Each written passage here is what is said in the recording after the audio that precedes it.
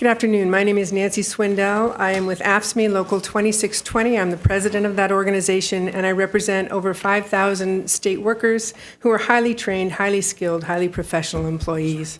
I wanted to talk to you a little bit today about some waste in government. I think you're here to make some very difficult decisions, so I wanted to point out a document that I brought here today that shows you that in CDCR alone, over $1 billion is being spent on private contractors. And as another example, in the Department of Mental Health, they're paying 3 times the wage for a dietitian. Now, I bring that to your attention because I want to maybe expand your thought about rehabilitation. We've heard from some vocational training counselors, and I think that that's a very important aspect of what goes on within the prisons, but it isn't the whole picture.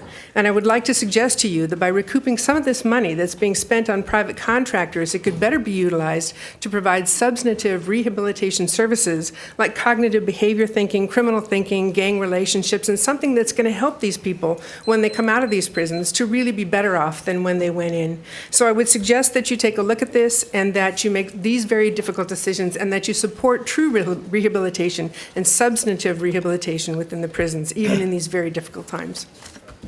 Let me just ask you one question on this. Yes. If most of the contracts you've listed on here, it appears that they've already terminated. So where would the savings be? Some have not. Actually, if you look at the end of the document, it talks about CDCR, and when we say that we filed a letter with SPB, that means that we have appealed whether or not the department has met the conditions that are allowed, an immediate need, an emergency need to hire a contractor. Some of them have... But it says 07 to 09 that the contract expired 3 months ago. And many of them have been renewed.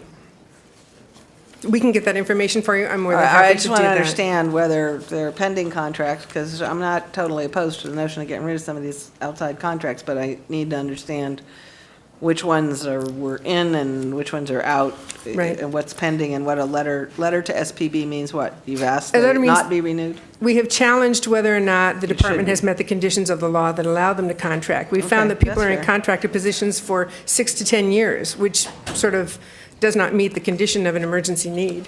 But the psychologists, are those required by some of the court decisions? True. That is absolutely true. So we need to be able to separate some of that. Maybe if you can get us whatever you can, and staff and LAO, try to figure I would be happy. out. I would be happy to work with one of your offices actually to get it. the actual. The CDCR has not been forthcoming with explaining to us exactly how many allocations these represent. Okay. Yeah. So. Go ahead. Anything you can do to help, we're happy to help you. All right. Thank you. Madam Chair, members, Randy Perry with